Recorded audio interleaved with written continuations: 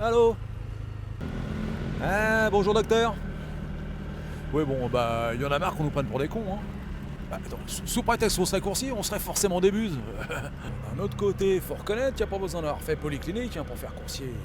Et puis, bah, de toute façon, on risque pas d'attraper un prix Nobel au cerveau, hein, bah, c'est à cause du casque. Il paraît que ça confine la pensée. Nous, ce qu'il nous faudrait déjà, c'est une bonne culture générale, hein, pour donner le change dans les cocktails.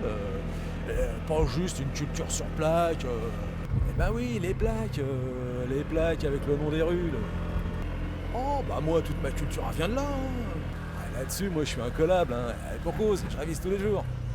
Et par exemple, hein, avenue Victor Hugo, 1802-1885, écrivain et homme politique. Ah, boulevard Pasteur, 1822-1895, scientifique français. Et celui-là, Square Nadar, 1820-1910, photographe. Ah bah merci, hein, mais qu'est-ce que vous voulez que je fasse de ça, docteur hein? Inventer. Inventer, vous voulez dire inventer? C'est pas possible. Alors vous voulez dire que tous ces types que les gens écoutent la bouche grande ouverte, là, ils en profitent que personne peut vérifier l'info pour pipoter? Alors admettons, je suis chez l'ambassadeur, je balance nonchalamment, j'ai en ma possession une photo prise par Square Nadar, on y voit boulevard Pasteur et avenue Victor Hugo en train de dîner. Ah bon, ça marche pas ça? Ah bah ouais, j'ai pas vraiment la photo. Ah bah c'est sûr que pour le pipotage, hein, faut avoir fait le conservatoire, hein, et puis faut bosser. Hein. Bon bah, y a pas de raison que je puisse pas y arriver, hein. Allez, je m'y mets tout de suite et je vais m'organiser un gros pipeau. Bah tiens, en commençant avec la rue Émile Ducogneau, 1920-1942, mort pour la France.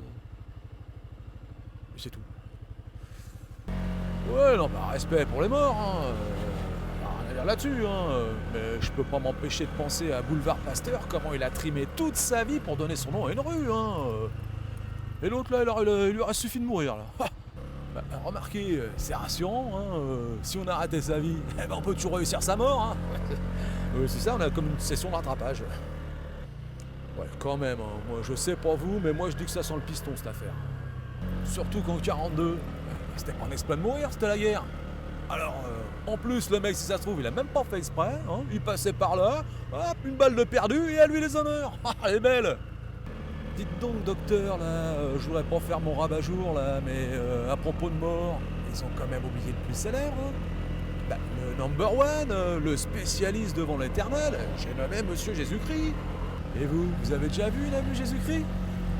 Ouais, bah cherchez pas, hein. Pas un boulevard, pas une avenue, et même pas une impasse. Ah bah c'est quand même dégueulasse, hein. Surtout que lui, il est pas juste mort pour la France, hein. Il est mort pour l'humanité tout entière.